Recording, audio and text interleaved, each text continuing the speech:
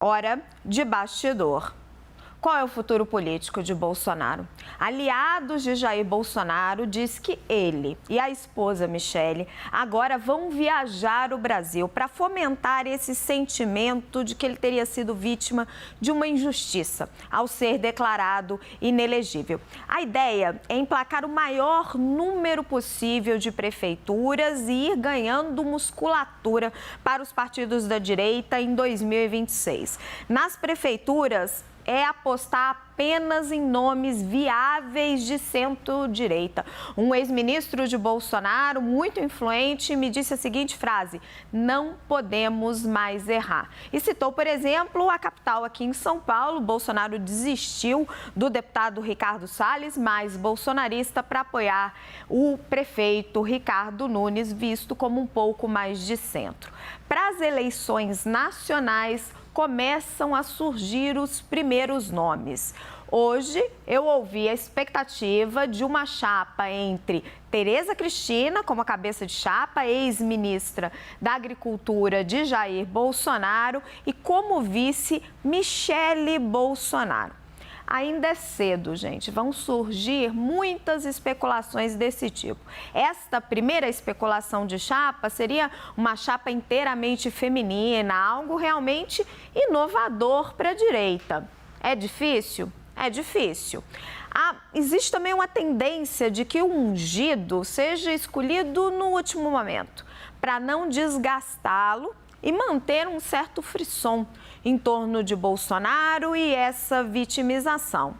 Não se descarta, evidentemente, Tarcísio de Freitas, governador de São Paulo. Esse teria que ser indicado no último minuto. Ele ficaria cuidando do Estado, aumentando a sua popularidade e viria ali só na reta final. Chamo Renata e Leandro Rezende. Renata, o que te parece uma chapa Tereza Cristina, Michele Bolsonaro? É balão de ensaio? É algo que está na cabeça de gente próxima a Bolsonaro. Quando eu escutei a primeira vez essa ideia, eu confesso que reagi pensando, olha, é interessante porque Michele Bolsonaro, como o Bolsonaro mesmo diz, ela tem se mostrado, né, uma potência eleitoral, mas ela não tem experiência. Então, eventualmente, ela numa chapa, mas não como a candidata em si, ela pode agregar, trazer atenção, trazer votos, mas não se colocar nesse papel de ter o protagonismo. Tereza Cristina já tem uma trajetória na política, né? Tem outro tipo de perfil. Mas isso é algo que tem ali uma outra pessoa no entorno de Bolsonaro que está ali fazendo contas. Ainda não é algo que sai da própria cabeça ou estratégia de Bolsonaro ou algo que tem um carimbo do grupo político. Como a gente vem conversando nesses últimos dias, eu mesmo disse mais de uma vez aqui no 360. Com a saída de Jair Bolsonaro desse tabuleiro, fica evidente que há um vácuo. E essas especulações, elas vão começar a surgir. Não só especulações, né? Vou tirar desse campo. Esses exercícios, né? Quem vai ser uma pessoa capaz de ocupar esse espaço? Quem vai ser essa pessoa que Bolsonaro vai olhar e lá na frente vai tentar transferir os seus votos? Agora, isso vai acontecer mais lá na frente. Ninguém vai se colocar de fato nessa posição agora e tampouco interessa a Jair Bolsonaro fazer esse movimento nesse momento, porque ele tira protagonismo dele. Bolsonaro já sofreu um baque enorme, tudo que ele não precisa é se esvaziar ainda mais. Então, a gente ainda vai ver, ao longo desses anos, a gente tem uma eleição antes disso, uma eleição municipal, que vai ser muito importante para o grupo político de Bolsonaro, muito importante para ele testar a sua força política. Então, até a gente chegar lá em quem vão ser esses candidatos, vai ter muita coisa a acontecer. Ainda, mesmo no caso de Tarcísio de Freitas, que veja, a lógica levaria ele a estar bem posicionado, governador do maior estado do país, né? Do maior, da locomotiva do país, do tamanho desse colégio eleitoral, vai depender de como ele estiver. Ele tem pouquíssimos meses à frente de uma administração e ele é neófito. Tampouco chegou lá com a sua luz própria. Então, tudo isso vai fazer com que lá na frente se discuta ou não quem são essas pessoas que estarão em condição de levar à frente o bolsonarismo. Leandro, trazer uma outra provocação para você. A gente acabou de ouvir o Bolsonaro dizendo fui condenado por um crime sem corrupção. Faz parte da estratégia dele. Hoje ouvia de um aliado exatamente isso.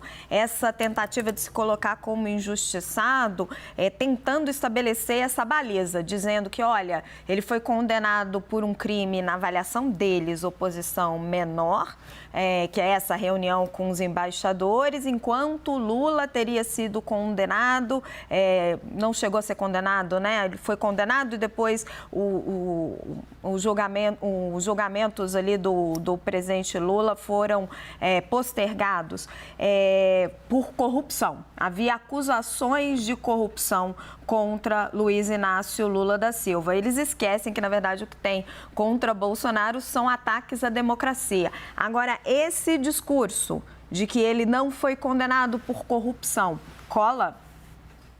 Raquel, algo ali para o Bolsonaro se segurar, né? Se continua no mesmo discurso.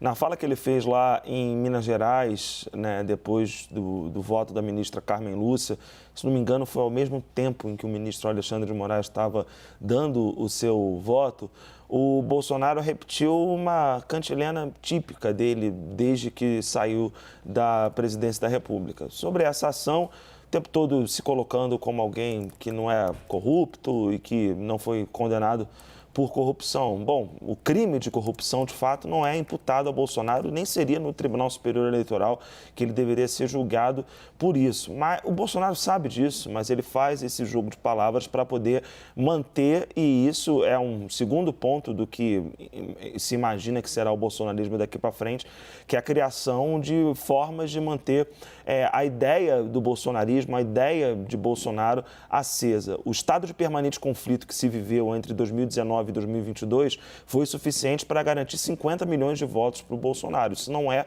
pouca coisa. Mas agora ele está fora do poder e está fora do jogo político porque está inelegível por 8 anos. Então, ele vai precisar criar estratégias para conseguir manter essa base aguçada.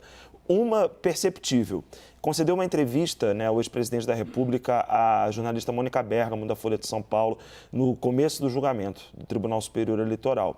E ali ele lançou, e aí falando sobre sucessão, né, ele falou que tem um plano, né, que vai acontecer e que ele não pode revelar dependendo das circunstâncias.